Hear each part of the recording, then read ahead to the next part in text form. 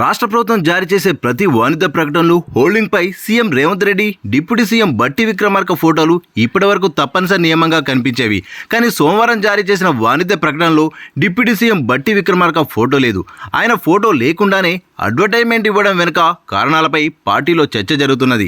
Agency పొరపాటు వల్ల జరిగిందా, లేక ఉద్దేశపూర్వకంగానే ఆయన మిస్ చేశారా అని ఆరా తీస్తున్నారు. గత ఏడాది డిసెంబర్ 7న రేవంత్ రెడ్డి సీఎంగా, బట్టి విక్రమార్క డిప్యూటీ సీఎంగా, మరో 11 మంది మంత్రులుగా ప్రమాణ స్వీకారం చేశారు.